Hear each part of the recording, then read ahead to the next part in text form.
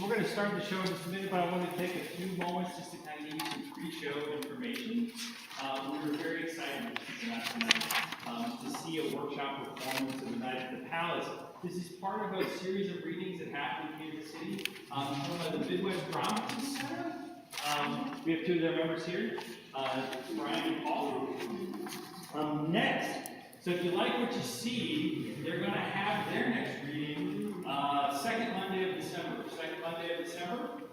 Kevin King, do we know the title? I know nothing more than that. We know nothing more than Kevin King, second Monday. So MDMidwestDramatist.org is the website. So if you like live theater, if you like what we're doing tonight, because tonight what we're going to be doing is a presentation. When we're all done, we are going to have a chat with you all, where we're going to ask you some questions. You know, how you liked it, what you thought, because this is where we make changes in our next iteration, right? I want to let you know who you're going to be seeing tonight. For this, I need my glasses. Who you're going to be seeing. You've got Franci, Talamentez-Witte is going to be Sophie Grace. Natalee, Merola is going to be Maia. Goodman is going to be Darrell. And Susie Adams is going to be on the keys, all right? The show, composer, lyricist, Lezlie. I'm Dave. I wrote the book. So we're going to start in just a minute. Are you good? All right. So, sit back, enjoy. It's going to be about 90 minutes. There is no intermission.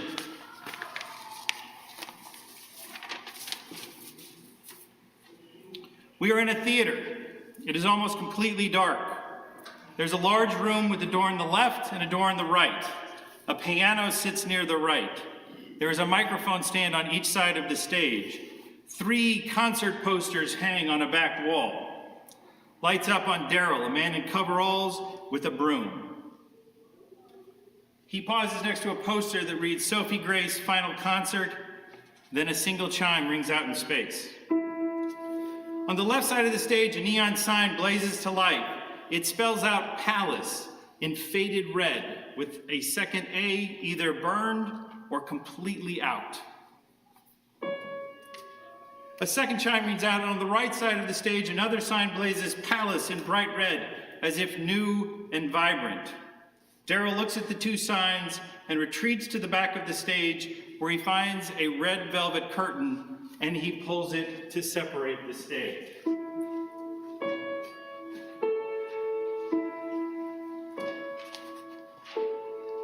"10 minutes to places, 10 minutes to places, 10 minutes to places."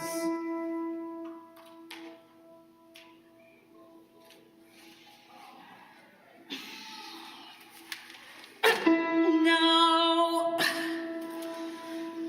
No, no, no.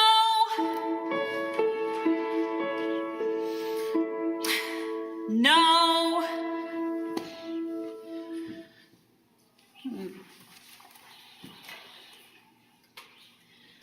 No, no, no.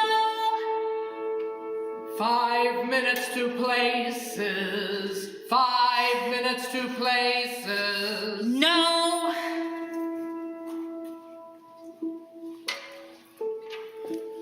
No. 5 minutes to places. No. No. 5 minutes to...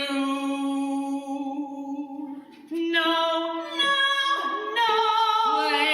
Places.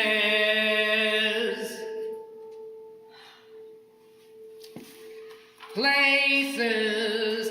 Places.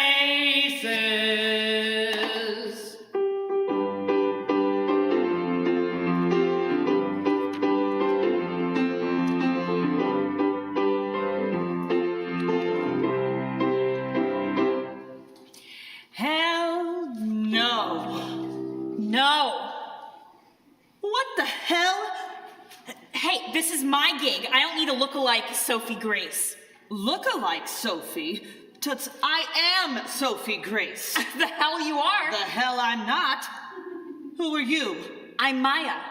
What are you doing here? I'm getting paid to be here. You? I'm getting paid to be here too, sort of. This is my gig. This is my music. Stop saying that. You stop saying that.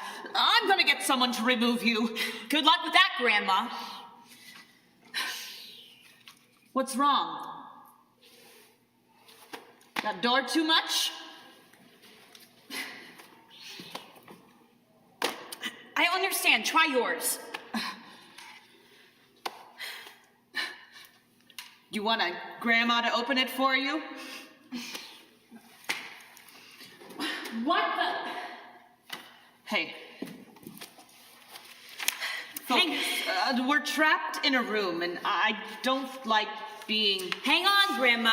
I'll just ring someone. I'm afraid that's not going to work in here.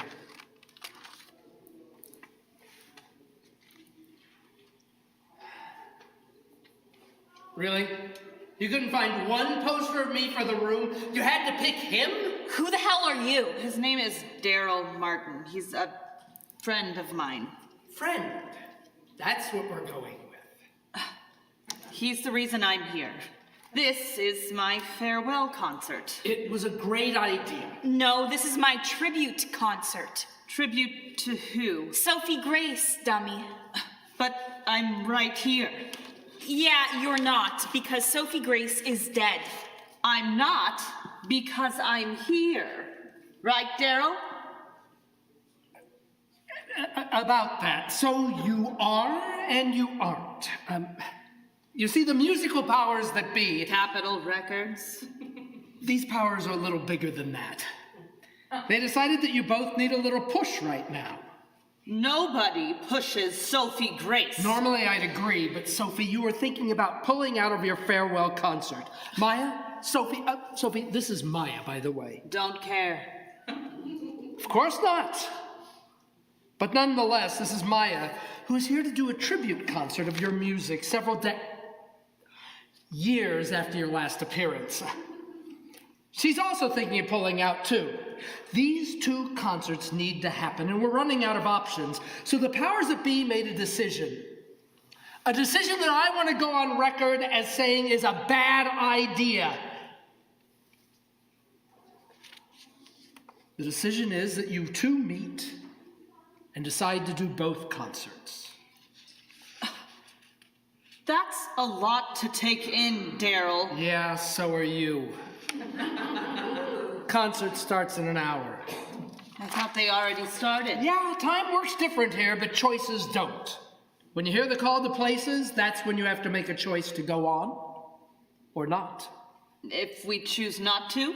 Then whatever might have been will not. If there's one thing you know all about, Sophie, it's what might have been, right? Who knew the palace was going to be such a dump? What did you say? The palace is a dump. You take that back. The palace is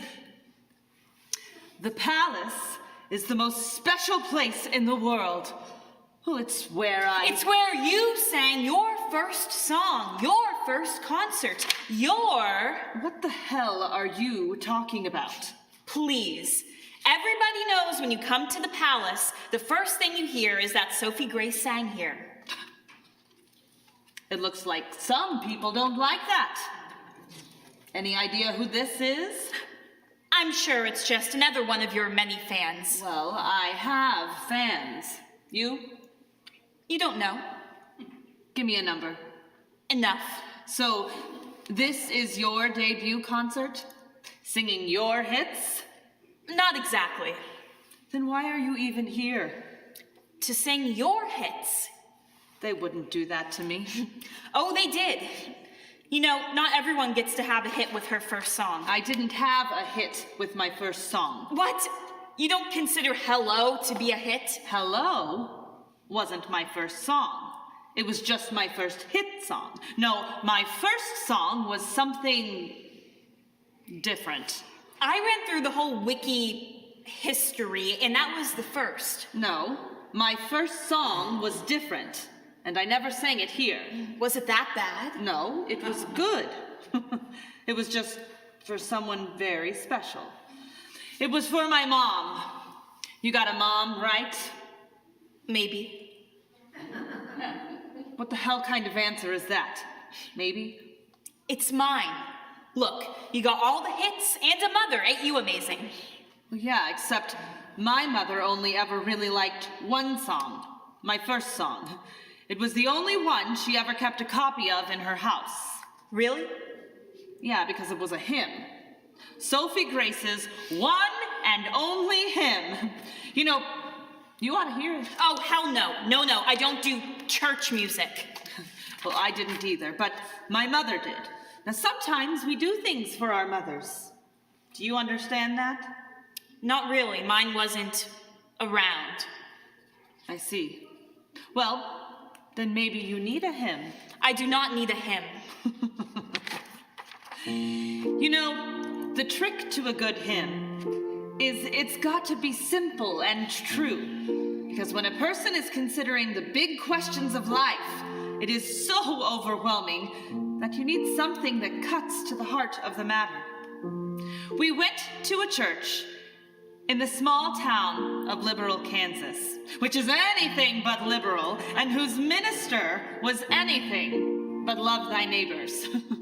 But my mother loved that place.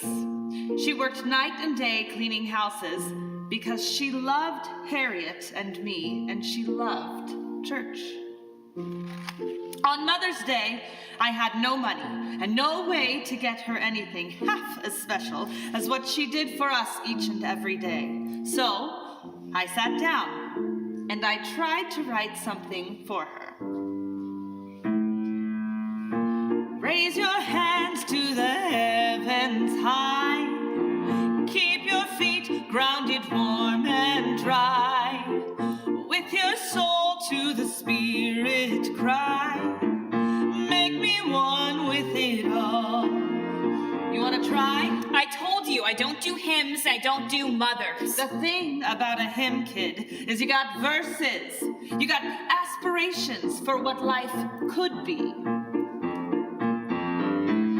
From the north where the mountains grow, cold wind fills with wisdom blow.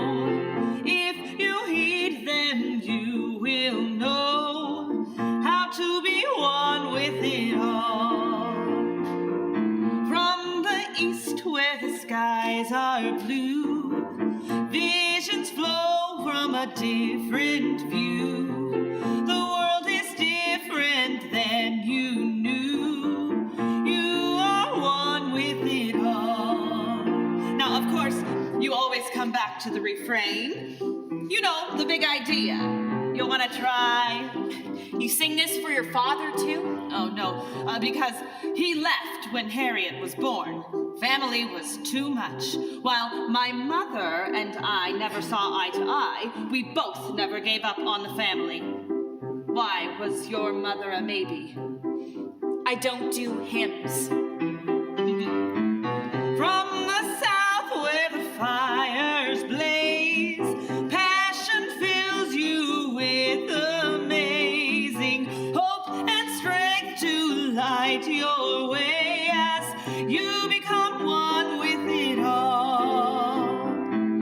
From the west where the waters bide, flows the deep well where secrets hide. You'll understand them by and by when you are one with it all. Now, in the end, all good hymns just come back to that simple idea of love. While I never had any from my father, I knew love because of my mother. Did you ever know love from a parent? I wish I didn't, because you can't miss what you never knew. Oh, but you can sing about it, can't you? It's what singers do. Raise your hands to the heavens high. Keep your feet grounded, warm and dry. With your soul to the Spirit cry. Make me one with it all. Make me one with it all.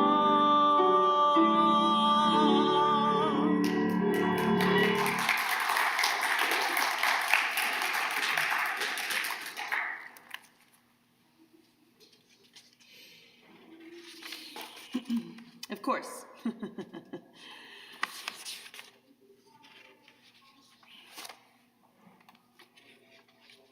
My father doesn't. Oh, sorry. I'm so sorry. So, what do you think of my first song? You know, only 40 people heard that song on Mother's Day, 1939. The Depression was still in Kansas, and that meant there were no houses to clean. Now, we'd leave at the end of every year. I've never seen that church again, but the hymn, well, that hymn, I sing it when I'm alone every single night. Fun fact, of all my hits, the only song of mine my other let in her house was that one. Why didn't she let anything else in? Well, because my mother and I didn't agree on anything else. That I understand. I don't think you do. Trust me, I know about mothers not appreciating your music. The only difference is I'm not a big star, so nobody cares. No, you're just someone singing other people's music. I mean, why in the hell would they pick someone like you to sing my music if you hate it? Well, because they thought it would be cute. Cute? Honey, You look like the sanitation department dressed you. Can you even sing? I can sing. You might say it's a family tradition. Well, I pity the family. Oh, you would? Absolutely. Then hello, Auntie. What? Yeah, they want me because my great-great-grandmother is Harriet Truman, but you haven't used Truman since. No. Oh yeah, we are family, Sophie Grace. Like you said, you pity the family, right? Oh, no. Trust me when I say I wish it wasn't true. Oh. This is what my family came to? Yeah, and believe it or not, I'm the best of the bunch. Oh, what's your name again? Maya. Oh. Really, Harriet? This is what you left me with? You know I can hear you. Well, Maya, if you are going to sing my songs, there's a couple of things you ought to know. What? If you're going to do this, you are going to do this right. I never said I wanted your help. Okay, well, do you want my help? No. Well, but these are my songs. Yeah, I got songs too. Are you being paid to sing your songs? No. Then we get to work. You don't get it. I'm only here to sing your songs because we are related. They really don't care about anything else. Fine. Fine? Kid, you think anyone cared who Sophie Grace was at the start of my career? Hell no. The only one who actually cared and cared every damn time I sang was me. You think I never sang other people's music? Really? But here's the thing. I never ever didn't give the music everything I had. Maybe you ain't the biggest thing going, but phoning it in, that only makes sure you'll never be anything but a sideshow. So I ask you again. You ready to get to work? Maybe. You know, I wasn't always famous. We had nothing when I was a kid, but we were happy there in Kansas. Even poor, we were happy. But then came the war. The war? World War II. Changed everything. They were hiring at the plants out west. Mother thought it was the opportunity she needed, so we moved to Los Angeles. She became a line worker in an aircraft plant, and life was actually pretty good until the war ended. Now, all the men came back and took all the jobs that the women had. I was 17 at the time, Harriet was 14, so it was up to me to help my mother out. She had started cleaning houses again, but there wasn't much money in it. I took a job at a nightclub downtown, mostly because I liked the music people played there, but it was steady money. There was a band with some very sweet guys. At the end of the night, they'd even let me sing with them. They even would play a song I wrote. They didn't think it was much of a song, though. Then one night, their lead singer, Arlene, didn't show. She thought she'd found a better gig. Curly, the drummer, asks me to step in, and I say, okay. But I made him promise that we had to do my song. Now, for one, because it was good. But for another, because there was a young man who came to the club back then. I liked him a lot, and I wanted to sing that song to him. A lot. So, that's what I did. I took the stage and sang the song you think was my first hit. Hello? I sang hello directly to him. Colton Harrison. He was just a regular sweet guy who liked the way I sang. I didn't know much, but I knew I wanted to say hello to him.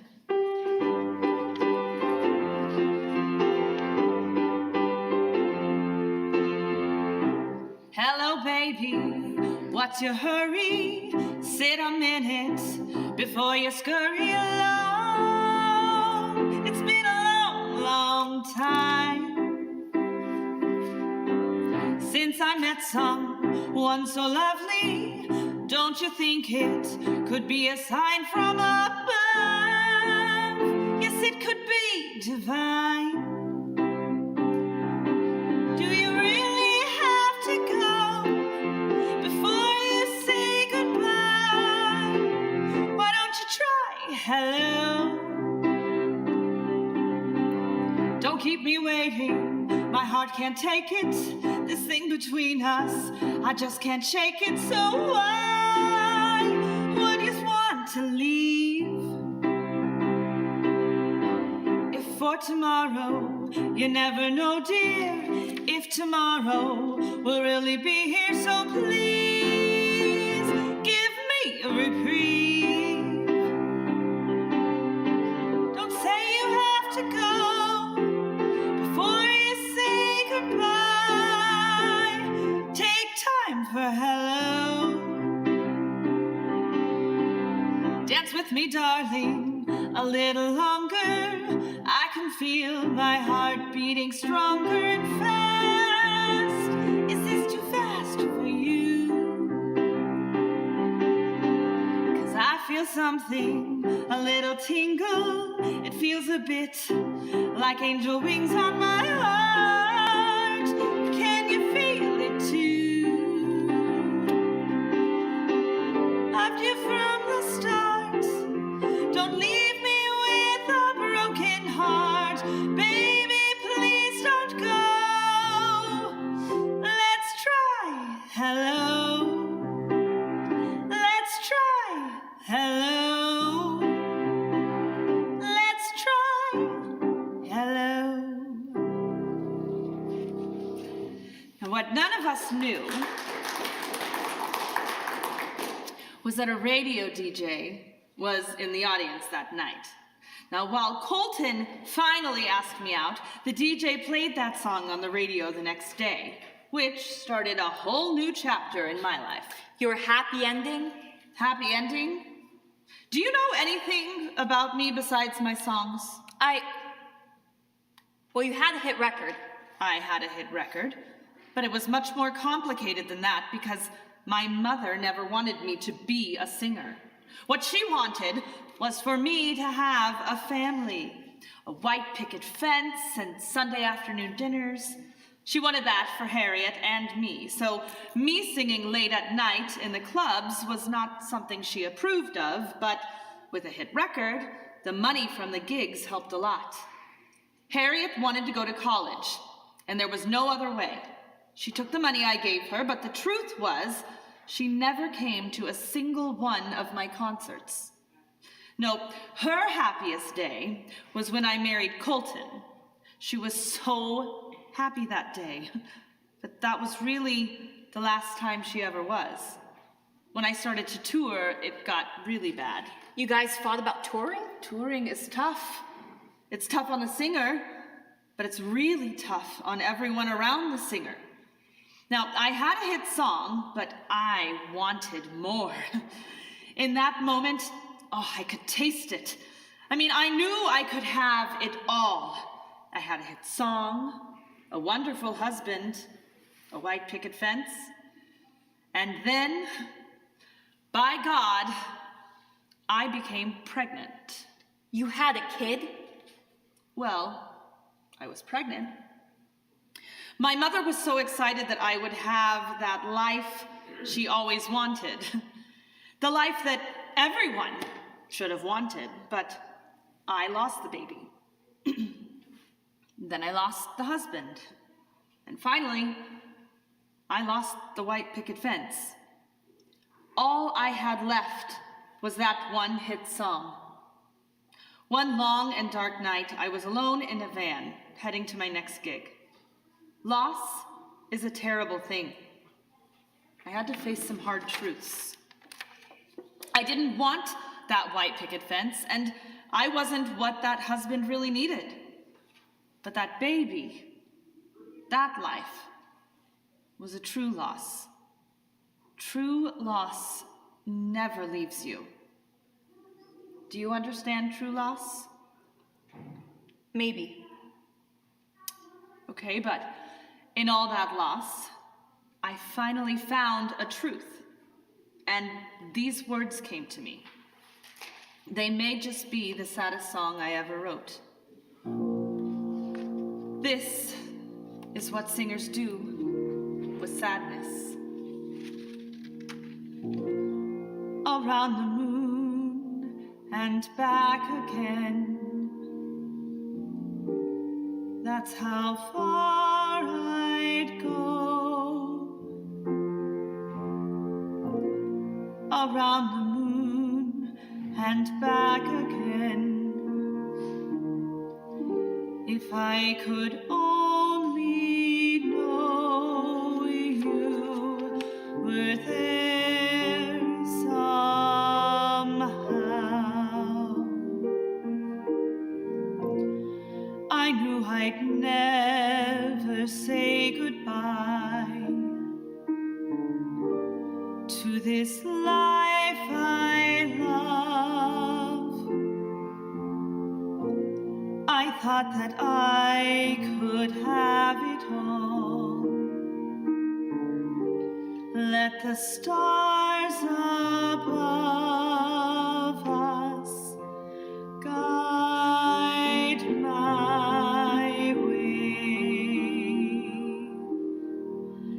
I thought we'd fly over the miles, the three of us forever,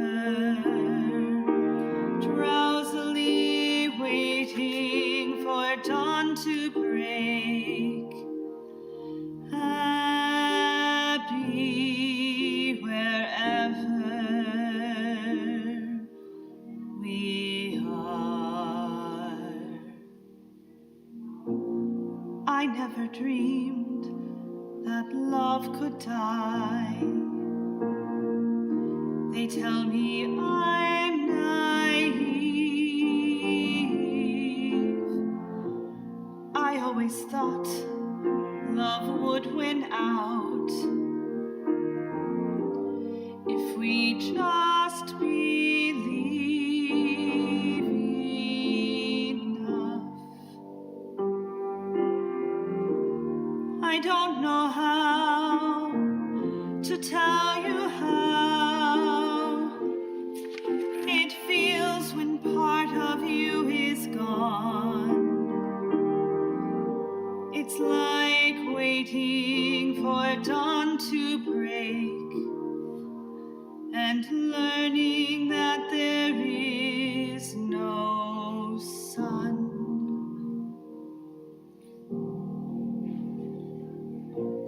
Sometimes the distance is too great to get from there to here. You close your eyes and just hang on. Maybe watch the years slip by.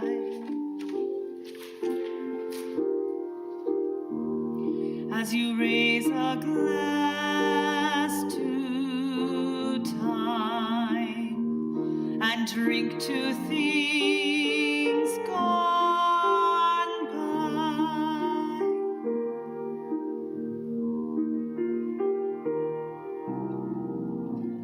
I never dreamed I'd say goodbye to this life inside me. I never knew a dream could die before it even could be born.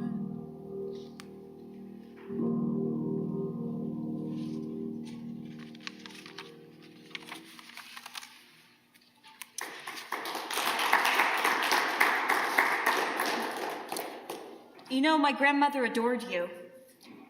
Played your albums all the time. But I never heard that song once in her house. People don't like sad songs, kid.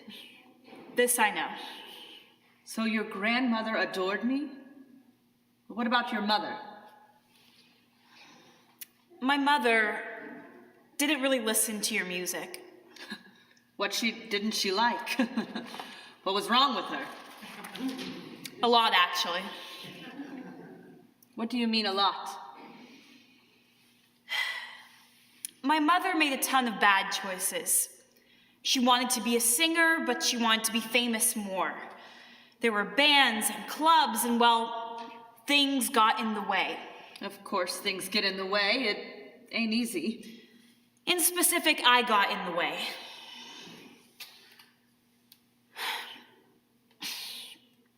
My mother didn't really want to have a child.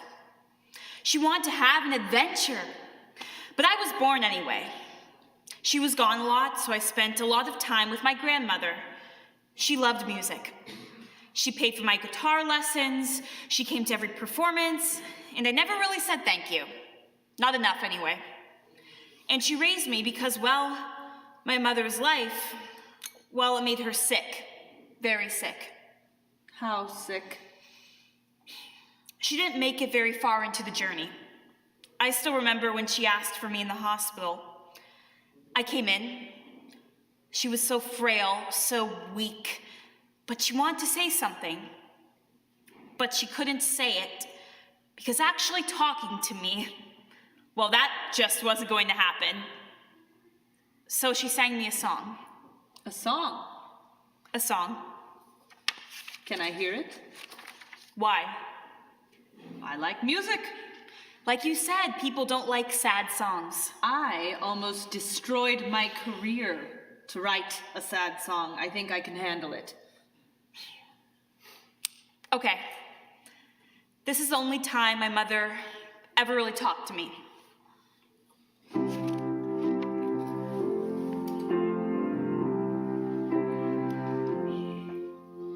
I know that you don't know me, and I know you never will. But if you look out one night and on your windowsill sits an angel with no wings and a halo hard to see, don't you ever be afraid, it'll just be me. I never know I did enough to earn me any wings. If I even get that halo, I'm sure it will be singed. But maybe if I ask just right and I pray a little prayer, they'll let me whisper in your dreams, and you will hear me say, don't be afraid, little darling, of the things to come. Don't be afraid, little darling, of the things you can't see. Don't let the future control you, or the past just hold you back. Make friends with the dark and hold on to the light.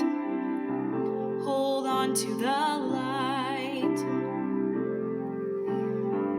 I'd like to say I'm sorry, but I wouldn't know what for. Too many things and too many ways, too many goddamn doors. An angel on your window is all I've ever been. Blowing you a kiss as I hit the road again. Don't be afraid, little darling, of the things to come. Don't be afraid, little darling, of the things you can't see. Don't let the future control you, or the past just hold you back.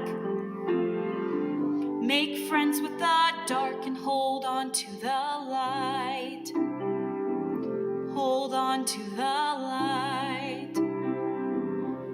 Hold on to the light. Places in 40. got 40 minutes. Unbelievable. It's a good song. Trust me.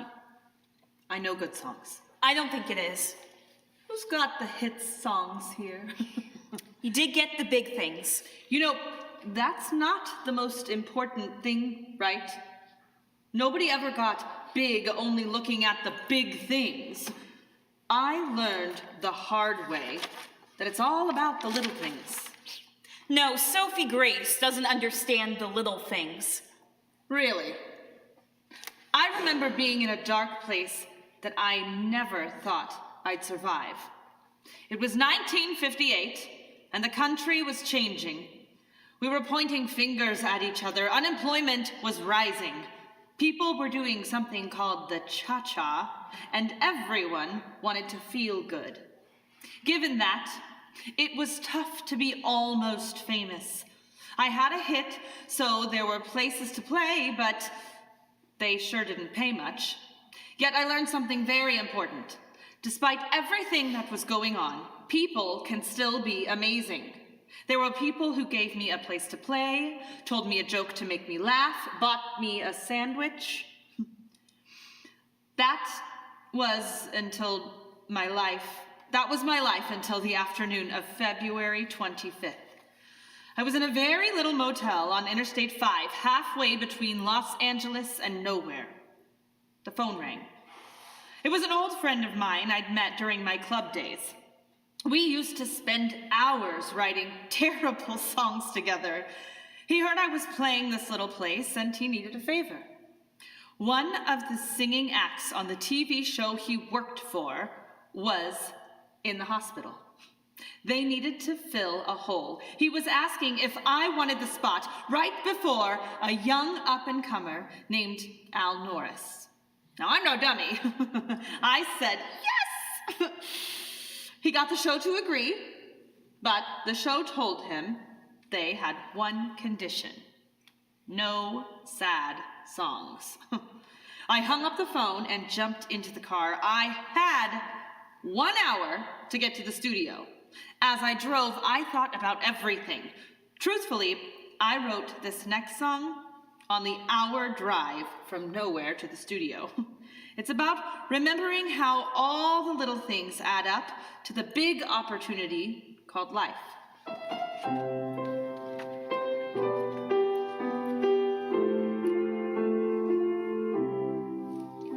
You say you haven't seen the sun since you don't know when. I say get up tomorrow and look again. I know it sometimes feels the world will fly off as it spins. Just close your eyes and listen, listen, listen, listen to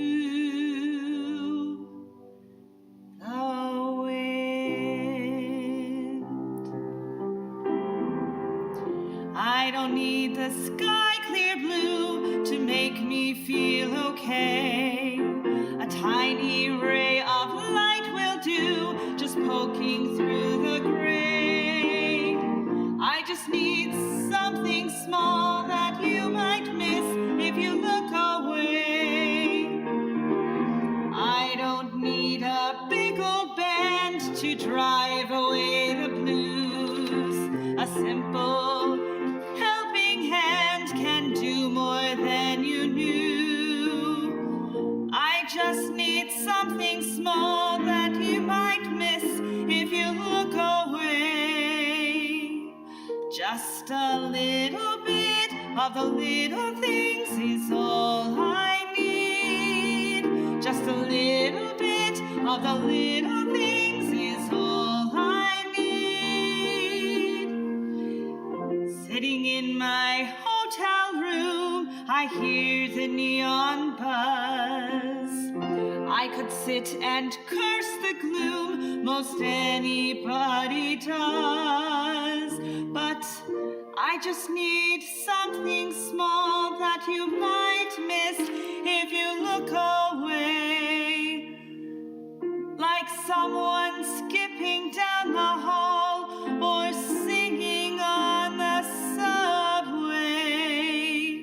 Or how that neon buzz makes me recall dragonflies on a summer day.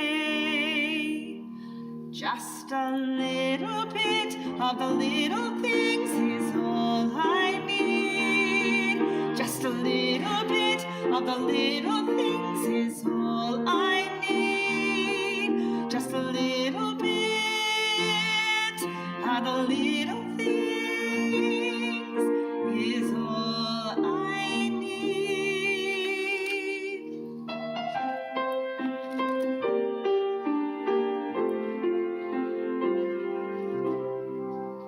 The show, of course, was The Ed Sullivan Show.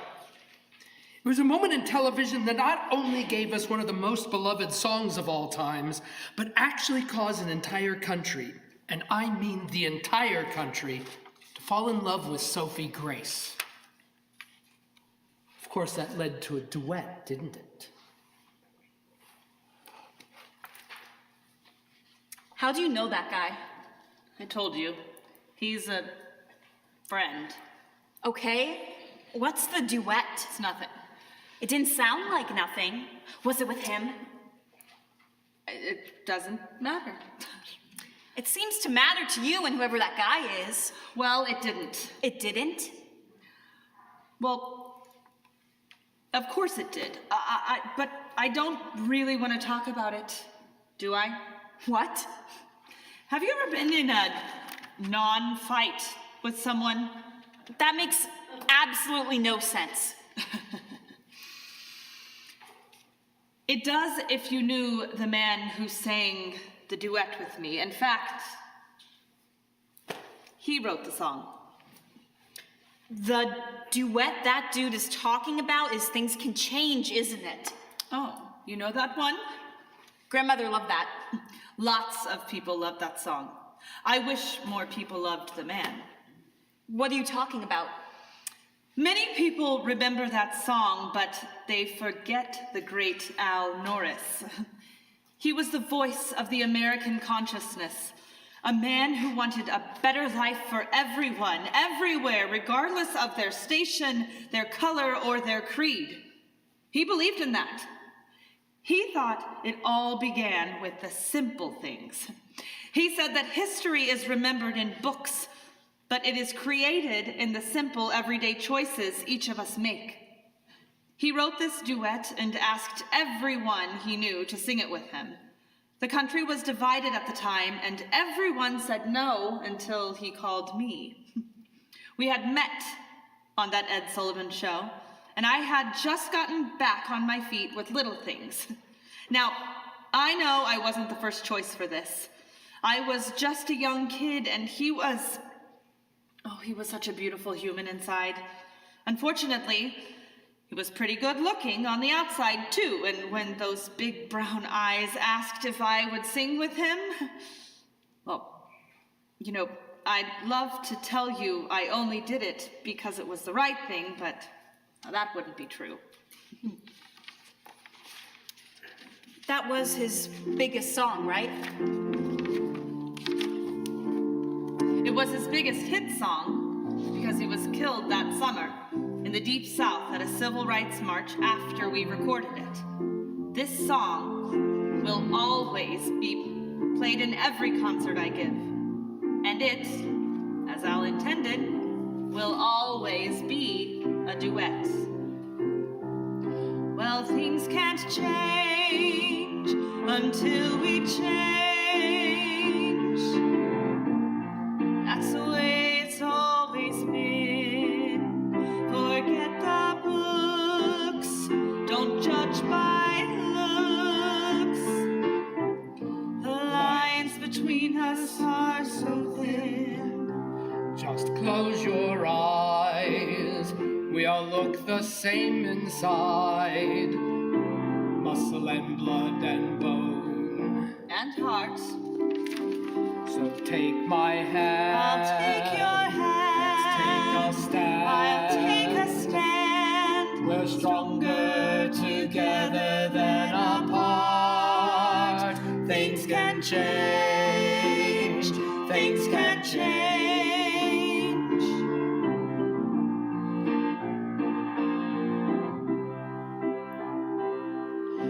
Baby, we gotta build bridges instead of walls. You know we've got to build each other up Instead of letting each other fall. There's nothing to be gained by cutting a man down to size. When one of us is cut, we all bleed. but when any one of us is lifted, we all rise. Things can change, so take my hand. Things can change, let's take a stand. Things can change, We're stronger together than apart. Things can change. Things can change.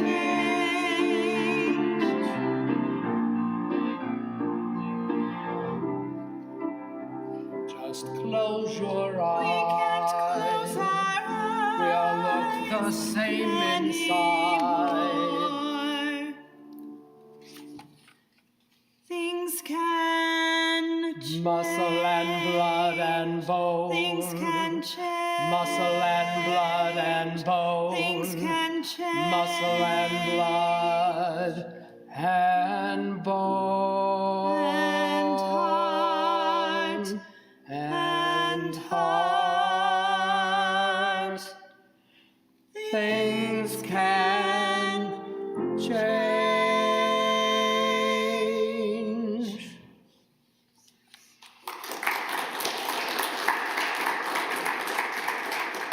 "30 minutes. What the hell? Well, some people always thought Al and I were more than friends. But the truth was more complicated. It always is. So you weren't friends? We were, and yet something more. I know it's hard to believe these days, but I wasn't always this old. I loved his eyes. Well, he was pretty fond of my Talent? something like that. That trip south, Al invited me. He was from there, and he wanted me to meet his family and make our duet something more. I told him we'd talk about it when he got back. He never did, of course, and if I had gone, I'd have been in that car with him when the gunmen opened fire. Lucky, right? Sure. But you know what happens when you're expecting someone to be there and then they're just not. Yeah, Sophie. I know what it's like when someone you wanted to be there isn't. I know about that a lot. You ever cancel a concert because of it? Wait, you canceled the Hollywood Bowl concert because Al Norris died? How do you know about the Hollywood Bowl? My grandmother's mother bought tickets. What the hell? Why didn't she ask? Doesn't matter, I suppose. It was 1965. You never went on. It was the first and only time I ever called out on a concert. Seriously, you'd think over a career that spanned, let's just say, I've been around a while, it would have happened once or twice. That Friday was the 1 year to the day that Al was killed. I was thinking about that in the afternoon. I was thinking about it at lunch. By early afternoon, it was simply too much to think about. I knew two things. I wasn't going to give that audience a proper show that night. Wasn't even going to be close. So I called it off. The second thing I knew was I was going to be alone for the rest of my life. I had lost one child, 2 men, and likely the rest of my happiness. That night, I couldn't sleep. It was 3:15 in the morning. I remember that clearly. I was staring at myself in the mirror. I saw all the miles, all the concerts, all the lost memories I'd never have. Regret is a terrible thing. And you know what singers do with regret? Drink heavily. Well, I did pour a glass of whiskey, and then I poured everything else into a song about what might have been. When I got the call, a man with a drawl said, you would not be coming home.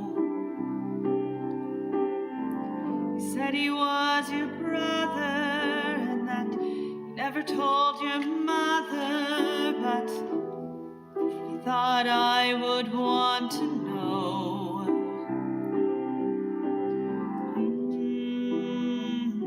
And I wonder. He said, are you there? But there wasn't any air. So I just hung up the phone. I cracked a fifth, and then I pulled out your gift and drank to what I'll never know.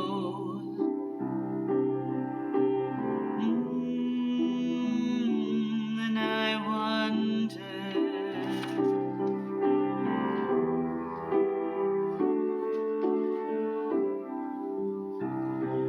What if I'd built bridges instead of walls? Was I just too selfish? Were my dreams too small? And I wonder.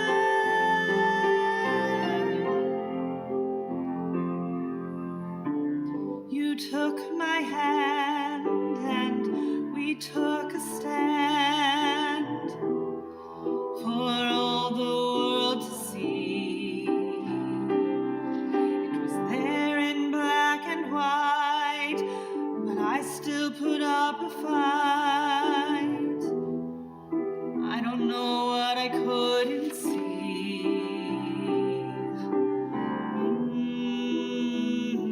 And I wonder,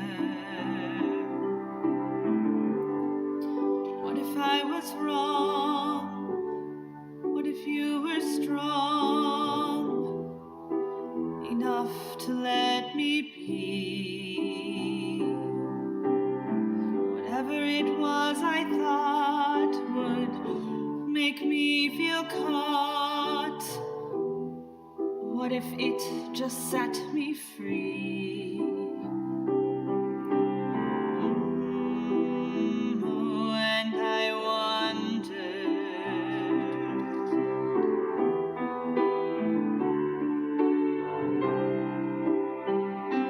What if I'd built bridges instead of walls? Was I just a coward? Were my dreams too small? And I wonder.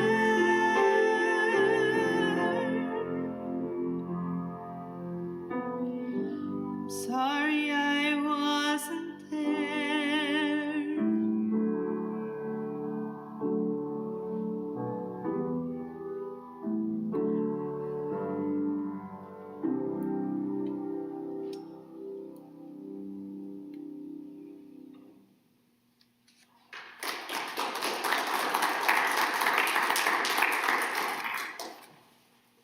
Did you know that one?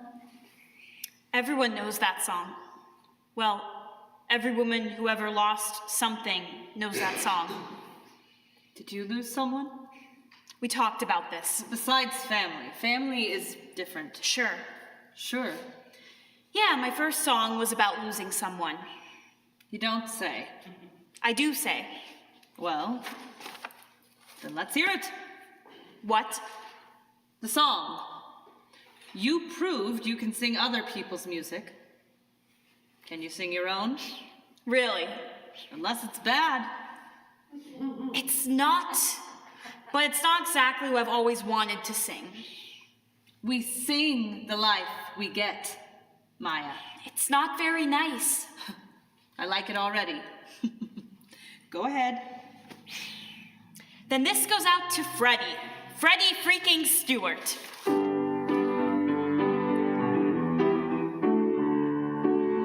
Wonder what it's like to not always be the one who's left behind, who manages not to run away. Wonder what it's like to not always be the one left standing there, wondering what the hell I've done this time. And I'm so damn tired of all this bullshit here. And I'm so damn tired of never getting there. And I wonder why I even care. Wonder what it's like to be the one who doesn't share what they feel. Why do I always have to wear my heart? Wonder what it's like to be the one who doesn't care if I go or stay, to not regret it when I dare to speak my mind. And I'm so damn tired of all this bullshit here. And I'm so damn tired of never getting there. And I wonder why I even care. Wonder what it's like to be easy in my mind, and when I'm not, to have somebody say, let's find a way. And I'm so damn tired of all this bullshit here. And I'm so damn tired of never getting there. And I wonder if I even care. Wonder what it's like to have somebody see and somehow know there's so much more to me.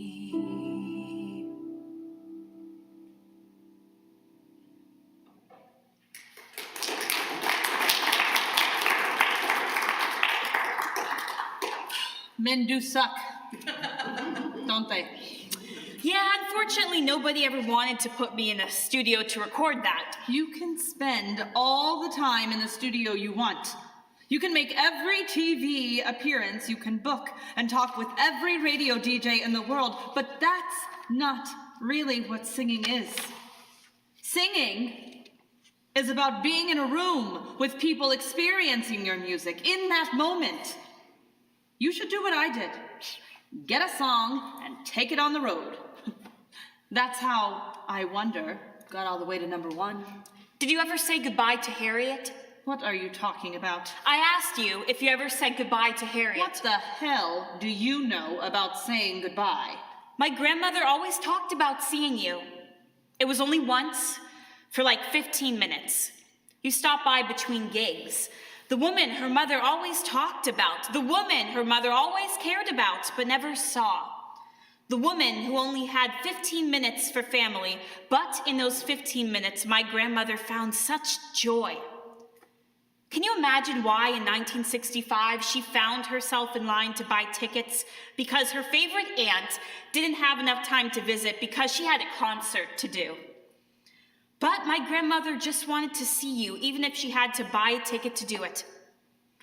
But she didn't even see you that night. You know why I didn't go on that night. Yeah, but you could have seen your family. It was a personal thing. It was personal to my grandmother, too.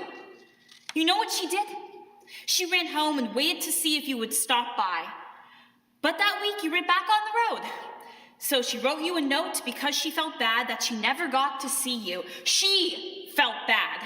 And she gave it to Harriet to mail, but guess what? Harriet never mailed it. Why not? Because who in the hell knew where you're going to be?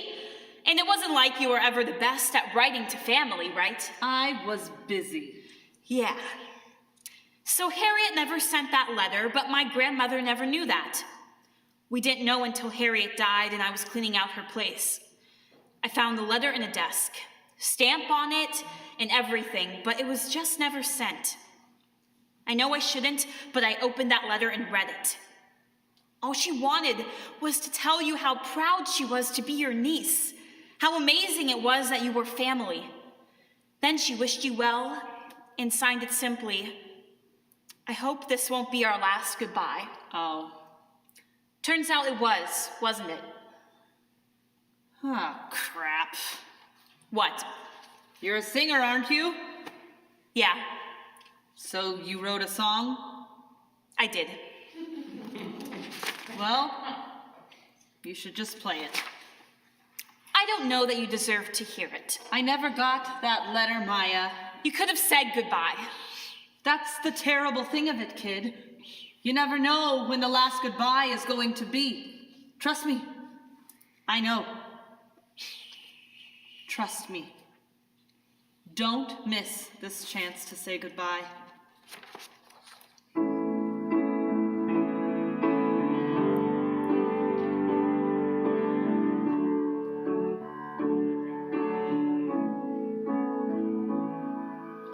Hattie wrote a letter to someone she almost knew.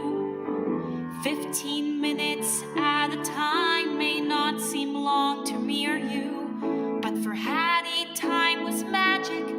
She could stretch a moment long, till the woman that she idolized had to run and chase a song. So Hattie wrote her letters, poured her feelings on the page. Like water spilled on ground too dry to take the grace, she wrote a letter. She wrote a letter.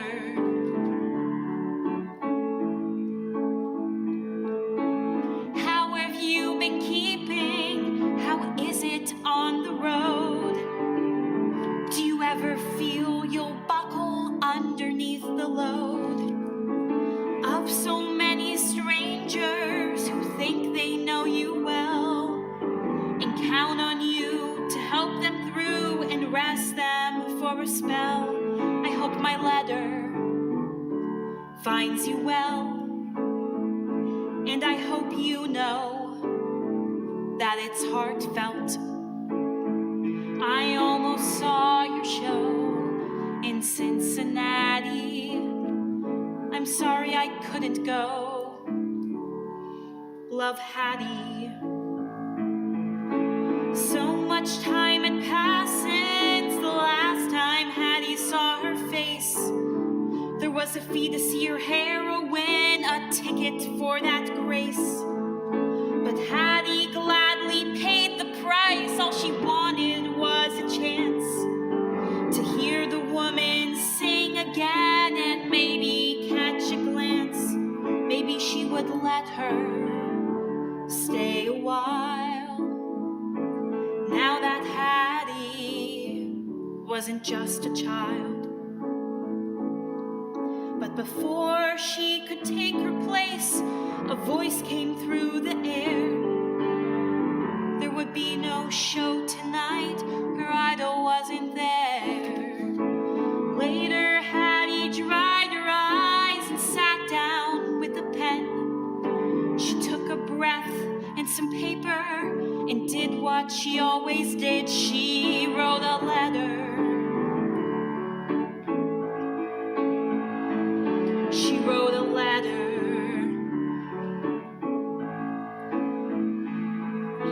I hope this letter finds you well. I hope you find your way back home. I hope you know that I still love you, even when you're gone.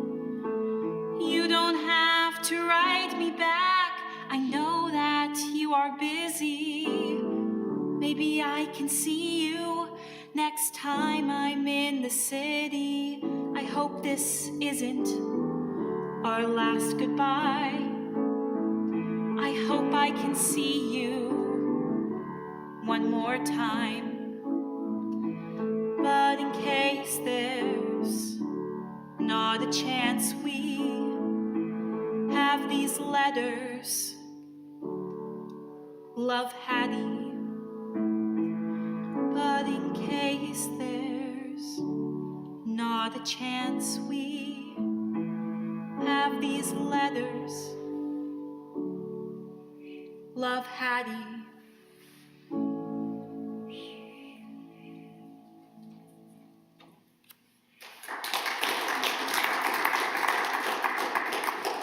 That is a great song. One of you could learn something about saying goodbye. 20 minutes. What did he mean? One of us? I think that was for me. Why? Another story for another time. Really? You think you and I are going to get together again? Well, I never imagined we'd get together this time, so who knows? Nobody actually knows anything. Somebody has to know something. You think, but it's not true. Take the 1970s. They didn't know squat. The entire decade? Yeah, it was a lost decade for me. Why? Because of her. Who's Anna Ferrick? The queen of disco. For 5 years, she was my opening act. Then, she wrote a parody. Not just a parody, but a disco parody of my first hit, Hello. It was called Good Riddance. And in the course of 6 weeks, made me the laughing stock of the music business. No. Oh, yeah. Fame is cruel, kid. One moment, you're the bee's knees, the cat's pajamas, and then you're Stuck with phrases from the 1920s? She sucked all the air from the room with her breathy, airy, repetitive electronic music. And I was a joke. Turns out, you can make fun of all my songs. Just like you can make fun of me. Interesting choices here. I'm sorry about that. I suppose I deserve it. At least I did something bad to you. Anna, all I did was help. In the end, she found her fame in a terrible way.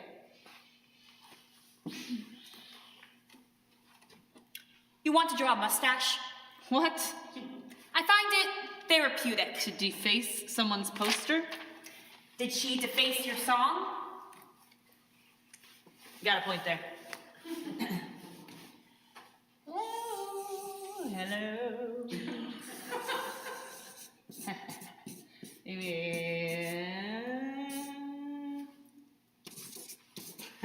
Nice, nice. Do you feel better? I do. You're right. Graffiti is so powerful. I think you've done enough for one day. I mean, you eventually came back, right? It took 10 years before people wanted to hear me again. More than anything, it took a song. It always takes a song. Really? I wish I could say that it was the only... I wish I could say that it was only the public that forgot about me during that time. Truth is, I wrote songs, but none of those songs were very good, or rather, a very good representation of me. They were about things I thought people wanted to hear, but those things were from someone else's life. Then, there was the low point. It was March of 1981. I was supposed to play a concert right here at the Palace. They called to say they hadn't sold enough tickets. Could I suggest I was tired or sick or something? They were trying to let me cancel with dignity. But Sophie Grace does not cancel shows. So I finally did what I always did in my life when I was at the bottom. It was a moment to find my voice again. In that moment, I realized two things. First, all my recent songs were for someone who was younger and a life that I no longer lived. And second, what was missing in my music was the same thing that was missing in the music when it wasn't right. Me. So I sat down and wrote something about me. So this was that concert? It was. 20 people and me at the Palace. They all heard for the first time a song about what you do when the world says your best days are behind you.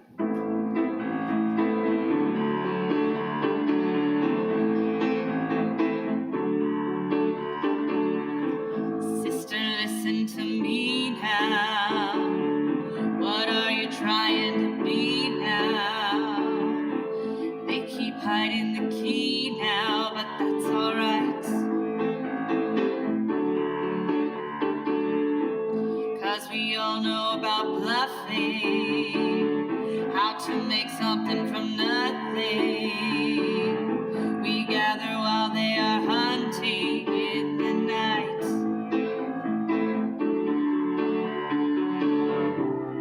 We can't change what went on before. We don't have to walk through the same door. We can grab the mic and take the floor. We are the stories, read our bodies, read our lives. We are the hero and the sacred sacrifice. We live forever in the telling of the tale, and our souls are not for sale. I know a bit about losing. Consequences of choosing. But I go right on refusing to play the game. I've got no one to blame now. But I won't put out the flame now. Taking back the reins is worth the pain. They like to tell us it's not worth the price. Don't worry, our pretty little heads are just plain nice. But I would rather roll my own dice. We are the stories, we are lies. We are the heroes. We tell the tale, and our souls are not for sale. We are the stories, read our bodies, read our lives. We are the heroes and the sacred sacrifice. We live forever in the telling of the tale, and our souls are not for sale. Sister, listen to me now. Sister, listen to me What now. are you trying to be now? What are you trying to be now? Sister, listen to me now. Sister, listen to me. What are you trying to be now? What are you trying to be? Sister, listen to me now.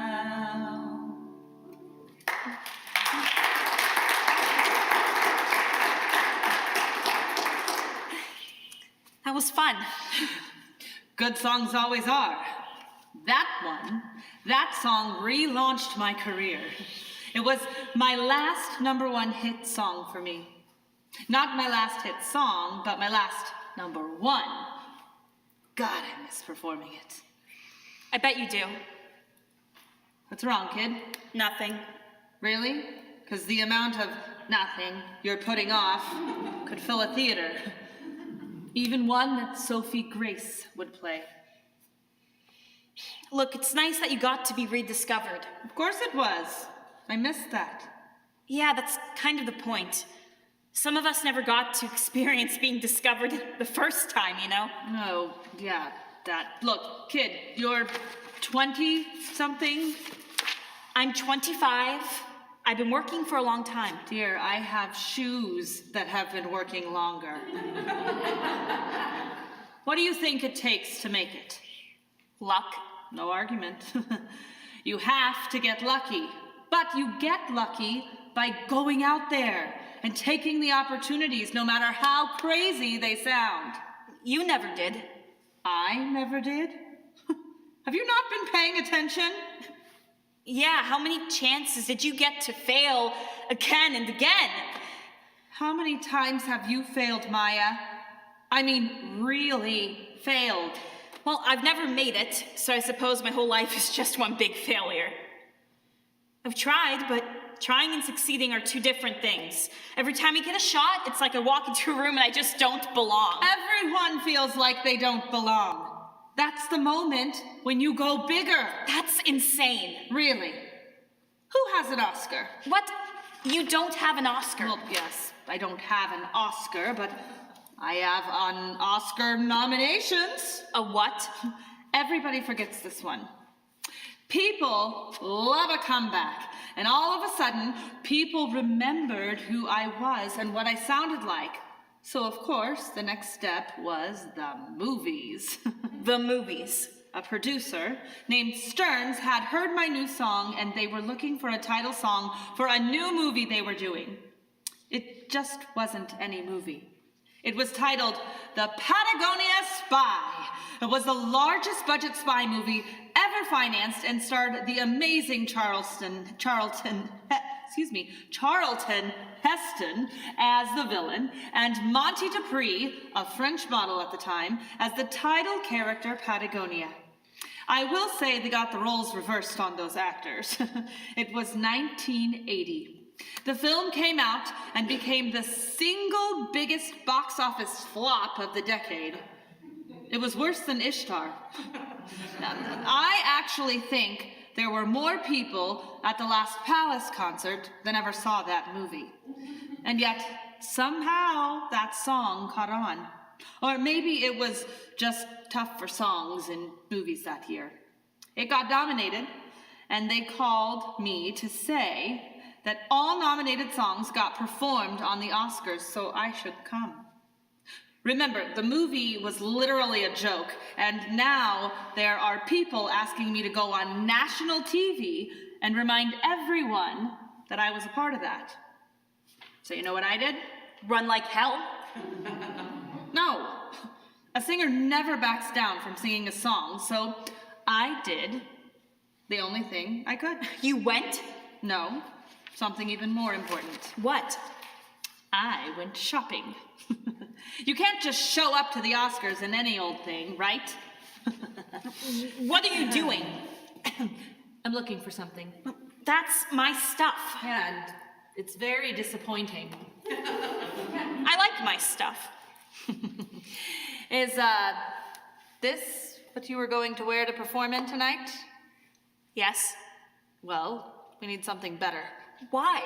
Because we are going to the Oscars. We aren't going to the Oscars. Oh, we are going to the Oscars. But those Oscars were a long time ago.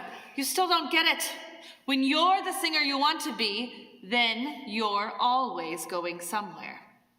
That somewhere is never too big for you. It's never too much. In fact, you should be the one who is too much for the venue. Now, this should do nicely. Let's get this thing on. You're crazy. You're absolutely crazy. Oh, the good news is this is my lucky scarf. Lucky for what? Well, there was a smoking hot drummer in Baltimore that it worked wonders on. But it was also the scarf that I wore on the Sullivan Show. What? And that hair?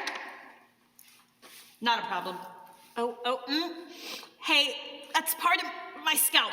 Oh, maybe you should brush this more. Oh, maybe you should brush lighter. Nope, no such thing. Okay, what do you think? I don't think it's me. It's you! It's just the you can be. A woman who is this good can walk into anywhere she wants, including the Oscars. Including the Oscars? And when she does, she can sing any damn song she wants to. 15 minutes. By the way, it's about time you did a good song. Yeah, he likes this one because he wrote the song and then took it to the Oscars. What? He is a dear friend, and he wrote that song for a really, really bad movie. Of course, I've always said that it's the singer that makes the song. You know, so...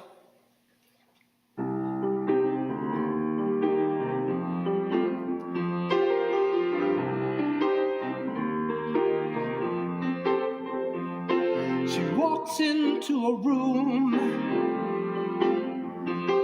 She takes my breath away. Now I long for those kind of rooms and kind of days. Hey.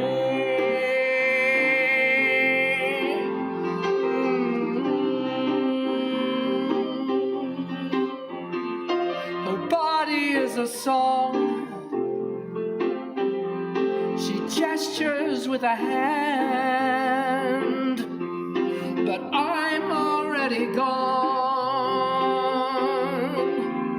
Universe at her command. Hey, oh yeah. She's beautiful as night, driven as the day, the bringer of my light, the reason that I write. I think I'm gonna stay.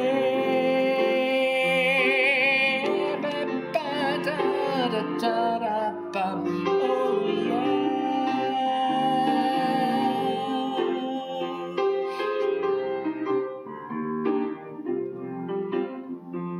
She walks into a room.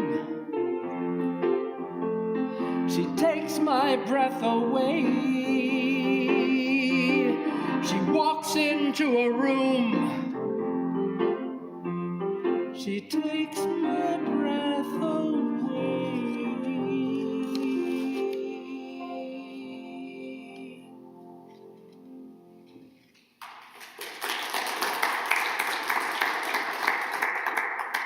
Like I said, it's a good song. He's not wrong. It is a good song. Of course it is. It was written by a better man. How long have you known him? Long time. Darrell has always been there. Where? There. He's always been there. He was there when I was in a hotel with a single hit and nowhere to go. He was working on the Ed Sullivan Show. He came to the Hollywood Bowl the night I couldn't go on. He was there when my marriage fell apart. He showed up when my mother died. He was always there. Did he really write that song for that movie? Of course. He always writes songs for the moment. I don't think it was for the movie, was it, Sophie? I don't know what you're talking about. He wrote that song before the movie, didn't he? I don't know. That's why the song was good and the film was bad. The song didn't have anything to do with the movie. When did he write that song? He never told me exactly. But you knew. I heard a few notes from time to time. Because he wrote that song for you. Please don't. Why did he write that song for you? Because, while I'm complicated, Darrell was not. He was the most insanely and horribly uncomplicated man I've ever known. I mean, who writes songs like that? Who writes that and gives it to someone? Just gives it to someone. Someone who hasn't always been... Been what? Been there. Just been there. You mean been there for the person? Don't. Just please don't. Why? Because I did try to be there in my own way. Your own way? The song never made it to #1. Hell, it never made it to the top 10. But my performance on the Oscars caught the attention of TV people. An old friend was trying to revive the variety show, and he said if I joined the project, then the network would consider giving us a shot. Darrell. Of course it was Darrell. It was always Darrell. And you know what? The whole time we did that show, we only had one fight. Really? It was 1985, and the show was called Darrell and Sophie Live. I asked him why my name was second. He said, alphabetically. Sure. Anyway, for a few seasons, we were big. Big? You know, like Sonny and Cher, Tony Orlando and Dawn, the Mandrell sisters. I will say, for the 5 years we were on the air, it was as safe and secure as maybe as settled as I ever was. And every show, every single show, I had to sing that stupid theme song that, of course, he wrote. Old friend, Who you calling old? sing a little song with me. Dee-da-dee-dee. Old friend. I'm only 3 months younger, I'll you sing know. a little song with you. Do-do-do. Another day has come and gone. But as long as you're part of the song, everything's alright, I'll sing along. Bong, bong, bong. Bong, bong, bong. What kind of show is this? It's just a nonsense rhyme. Yeah, this certainly is nonsense, all right. Old friends, just like Honeycutt and Hawkeye. We'll never say goodbye. Old friends, just like Shirley and Laverne. We always do things our own way. I know it may sound a little bit sappy. But you sure make my days happy. We'll be just like Cappy and Tennille. Oh, I can't believe I let you talk me into that lie. Key change. Old friend, you're the Bob to my Bing. Ding, ding, ding. You're aging yourself, old friend. You're the Starsky to my Hutch. Is that too much? Yes, the song is heading around the bend. But who cares, we're the perfect blend. I'll be with you to the end, old friend. Old friend, I'll be with you to the end.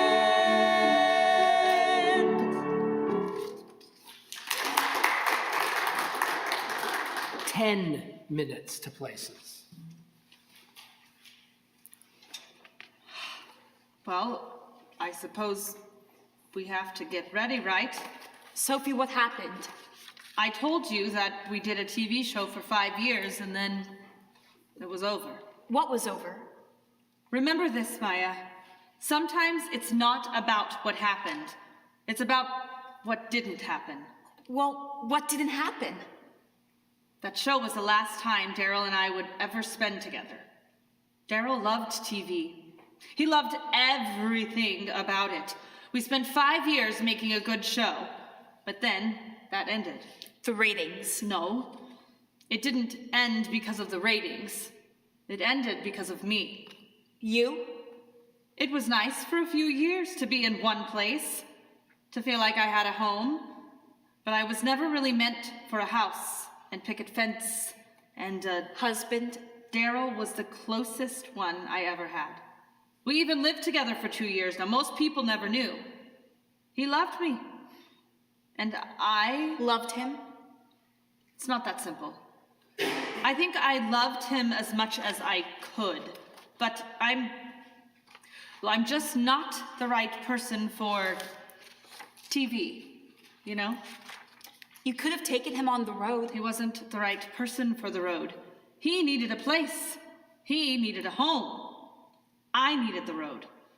And in the end, we both needed those things more than we needed each other. And so I said goodbye to the most amazing person I'd ever known. But that doesn't make sense. I suppose I loved the music more. More truthfully, I needed the music more.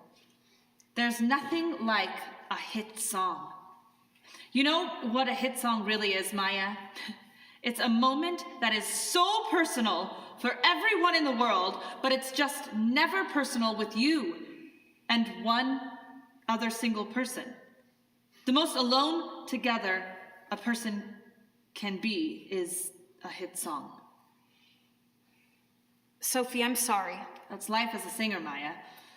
And when you have those emotions that everyone has, your job is to put all that feeling to music, but maybe not into your own life. If someone asks you if you have any regrets in life, Maia, don't answer that question. Everyone's got regrets. Everyone loses people along the way. This was my last hit song. It didn't make it to number 1. I mean, it made it to number 5, but it was maybe my most personal song I ever wrote. It's about a lifetime of loving something that you thought was quite mysterious. But when you look back, we know that that special thing you strived for was really there all along. You can miss someone you've never met. You can make a deal you never met. You can miss your life while chasing a song. You can leave someone you've always loved. You can fall when you try to rise above. You can do your best and still get wrong. Everybody wants to be seen a little. Everybody wants to be known. Everybody wants to be heard a little. We all want to be shown a way. You can make mistakes but still get it right. You can lose a battle but win the fight. You can discover your song. You can sing the words you could never say. You can show the world there might be a way. Find your life was there all along in your song.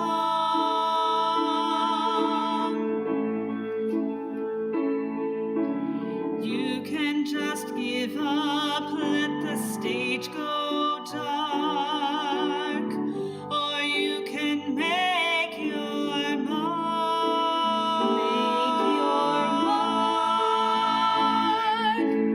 Everybody wants to be seen a little. Everybody wants to be known. Everybody wants to be heard a little. We all want to be shown a way.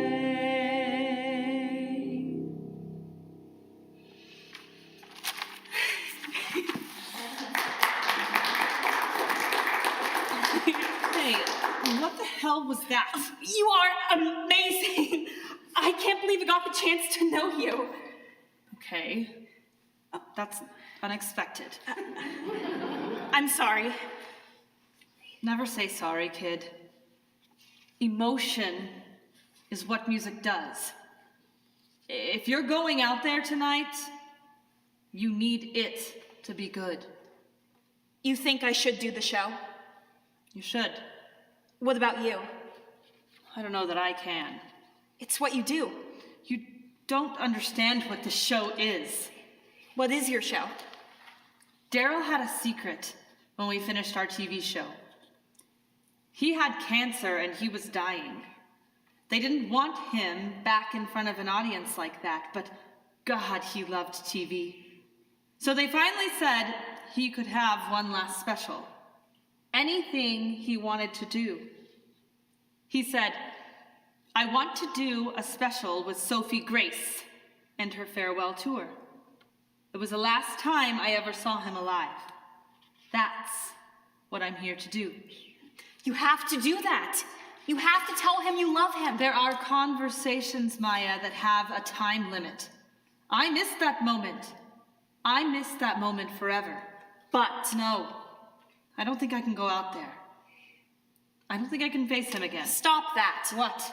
You're freaking Sophie Grace. You have never backed down from anything, and you have never missed a show. The Hollywood Bowl? And you felt terrible. I did, but Sophie, you've got to do this. it's too difficult. I can't. You said that music was all you had. Well, if that's all you have, then by God, you better give it to the person who meant more to you than anyone else. If you can't do that, then how can anyone, including me, sing your songs?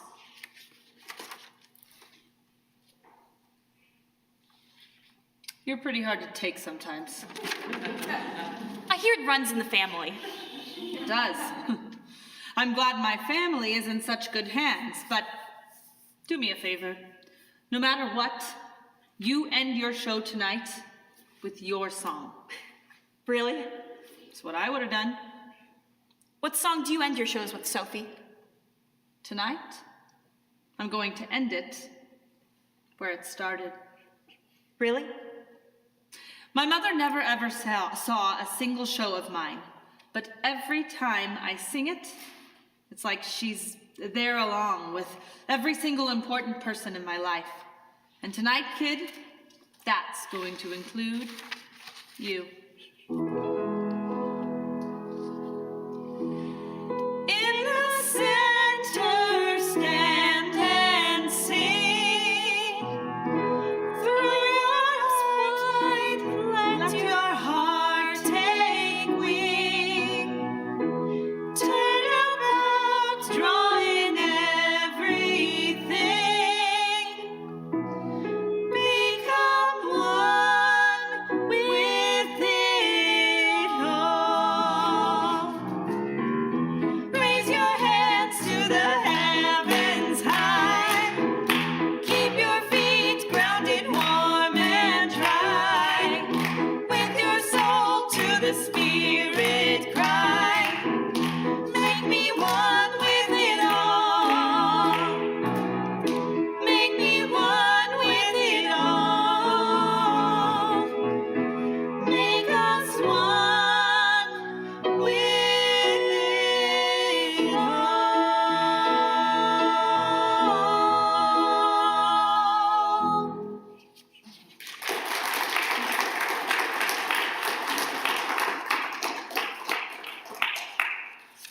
Places.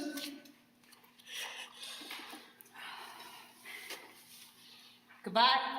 Hello.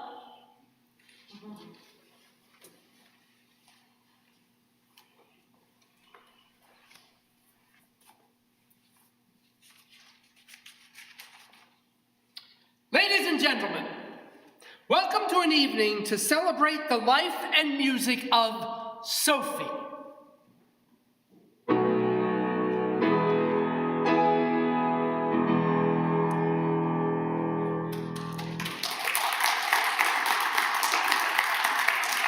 Ladies and gentlemen, we have a great gentleman, Lyricist, Natalee, Merola, Lyricist, and Susie.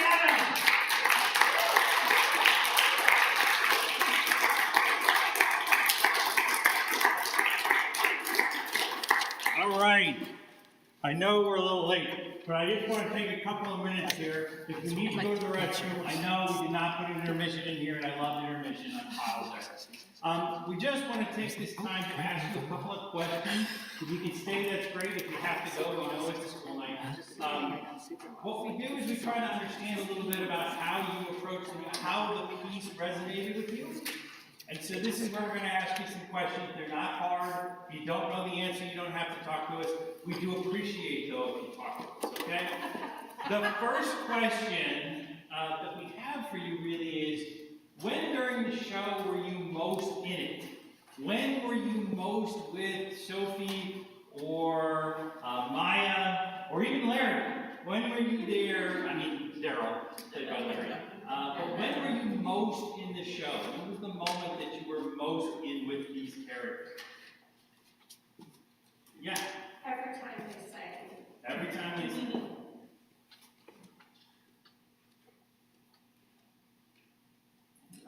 As the relationship started to develop between the two, and three, really. Okay. Was there a moment for you that you really twigged into the relationship? Maybe to see it evolve gradually. Okay. And especially when they first started singing together. Harmony, when the harmonies came in, seemed to create that energy also. Okay. Other points in the show when you were, yeah. When Maia warmed up. When Maia warmed up. Yes. Do you remember roughly when, is there a line or a song that happened for you in that? Just when she seemed to understand her aunt. Other moments when you were, yeah. When they found their mutual hatred of Anna Faris. Mutual hatred of Anna Faris. Great. Yeah. Yeah. When I sang the duet. Do you remember which duet?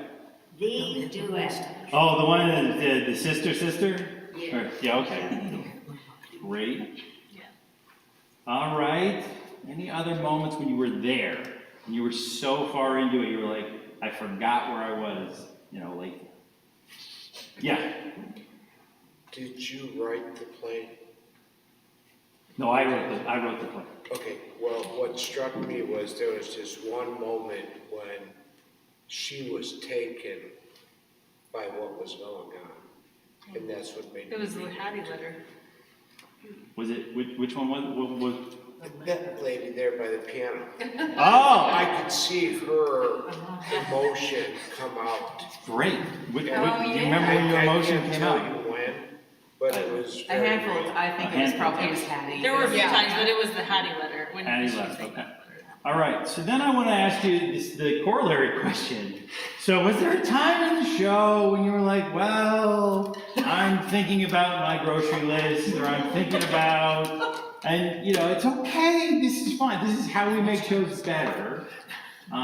Is there a time when you were like, and maybe it's not I was thinking about my grocery list, but I was like less, or I had questions, right?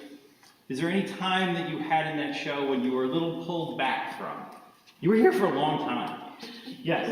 Absolutely not. I felt like I was watching, I knew what I was watching, but in the back of my head, I'm like, I could so see this at the Playhouse in La Jolla, where I saw Come From Away before it went to Broadway. I swear to God. And then I'm thinking, I feel like this whole mental health component, I'm hearing some Dear Evan Hansen. So I'm like mirroring the two of them. So, never lost me. Okay. It was phenomenal. We always like to hear that. All right, so then I'm going to ask a different question. And it's not whether we lost you. It's, is there anything that you think you don't know?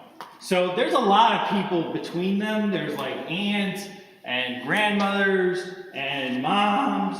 Is there any moment where you're like, I don't remember, or I didn't understand who this person was, or there's this moment in the show where I got confused as to where we jump around a lot. We just kind of skip the 70s, as the script says. But we're in the 30s, we're in the 40s, we go to the 50s, we're in the 80s. Is there any moment where you're like, I don't know yet? The music timeline was great, and I do like that the songs went along with everything. the dialogue changed, the music changed. We could feel the progression of life. I am not good with second cousins, third cousins, once removed, and so I got lost in the lineage, but that's okay. Okay, awesome. Jeff? I kind of felt the same thing. I really enjoyed the timeline of, this person was in World War II, and you could hear the change in the music and the style, and then it started with a spiritual type one. I mean, Kansas, absolutely. And, I wasn't sure what time period she was in. The Maia was it, okay. And that could have just been me being a teeny bit late. No, it's okay. The audience is always right. Yes, sir. Yeah. So, I didn't quite get, like, Maya explained their relationship at the beginning. I didn't quite follow it. It went a little too fast for me. Great. Yeah. Well, I thought Sophie had a sister, Hattie, and then it turned out to be a niece, and I was really confused. There we go. All right. It became clear, though, after the letter. Before the letter, I thought in the beginning, I knew she had a sister, Harriet, because she talked about the three of them in California. I mean, not California, well, in liberal Kansas. Right. And then went to California. But I kept thinking, well, wait a minute, how could it be her great-great-grandmother? Sure. And it was a little confusing too. In 1958, she said she was young. She was really young or something. There was and I thought, oh, I thought she was born, I'm thinking she was a lot older. She was. Okay. But the joke. Yeah. Yeah. And I may be off on this, but it sounded like that she was performing the song in 1980, but then it talked about it was written in 81. Yeah. And I thought, wait a minute, how is she singing a song a year before it was written? Yeah. The things you don't hear when you're really close to it. Sure. Is that what it said? I don't know. I have to take a look. I know there's an 80s problem.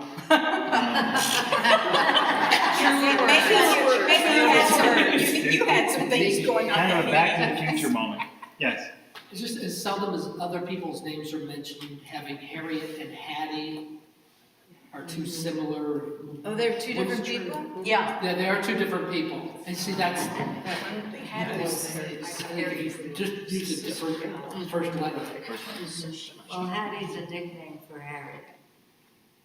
No, they were two different people. Well, I know they're Oh, two but different sure. people. Oh, but that makes it more confusing. That makes it more Right, I thought it Yeah. was a nickname for them. Oh, Fire your songwriter. Dude, I'm the one who named him. So the next question I have for the audience, part of it is there's kind of a cabaret feel to this, right? And shout out to Franci for a lovely outfit tonight. She brought the sequins. So there's a lot of, in the cabaret, there's a lot of talking before they sing. There's a lot of monologues right before songs. Are there monologues that you particularly enjoyed, or monologues that you were like, I'd just like to hear her sing? She's got a wonderful voice. But those are things that we think about. Those are because we spend a lot of time in monologue, a lot of freaking time in monologue in this show. So that's what we ask. Are there any of those monologues that you're like, I really wish we just got the song? I think it complemented wonderfully. And it developed the characters beautifully. All right. Now I'm going to ask you a funny thing, and you may not have an answer for me, and that's okay. This is why these are sort of open-ended things. If I were to ask you, what do you know about these characters that you're certain as you leave the theater, what would you tell me? I now understand that Harriet and Hattie are two.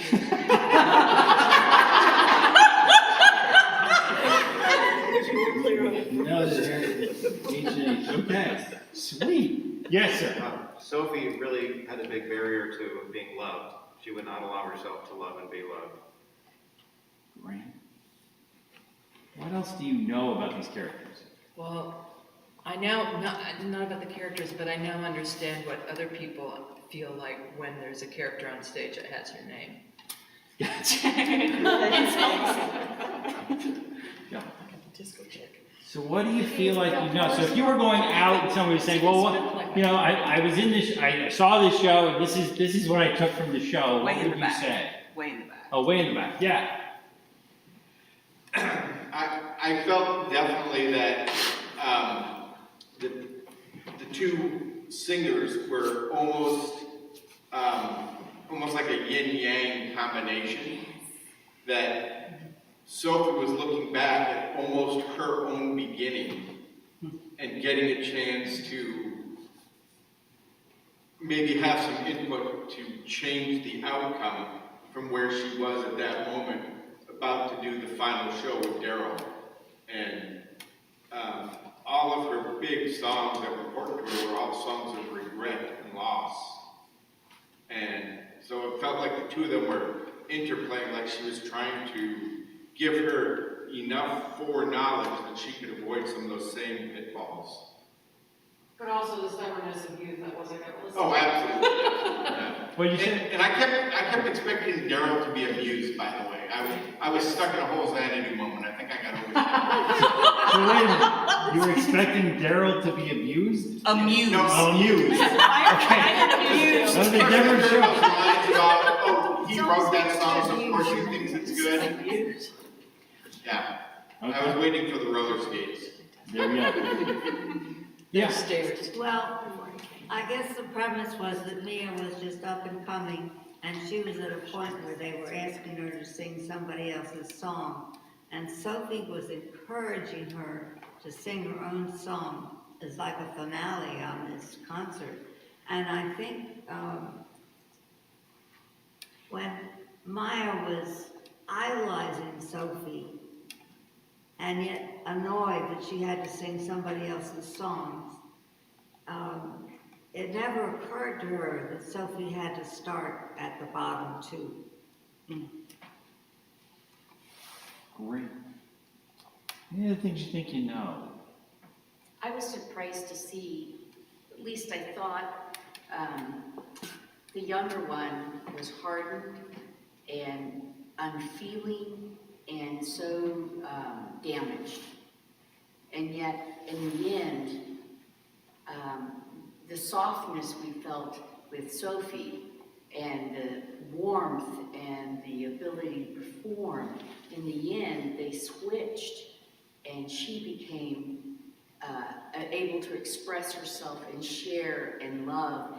And then we saw the whole thing around Sophie where she was still encased and nobody was coming in. You know, she just thought about herself and her songs, and I was really surprised at that switch to see the younger one actually have that energy, even though she broke through her damage, but yet Sophie still was. All right.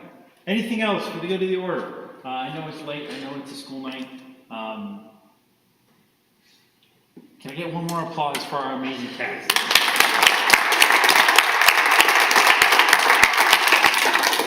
So, as a reminder, thank you all for coming out. Second Monday in December, Kevin King will be somewhere. Look at the website for Midwest Dramas Center. That's the best I got. The best we got is that he will be somewhere. Thank you all for coming out. If you have anything else, so find one of us. Yeah. And we will be happy to. Yeah, if you get home and you think of things that you want to tell us or ask us, email us. Or put a question in the Facebook events. We'll find it. You can find us. And thank you for coming.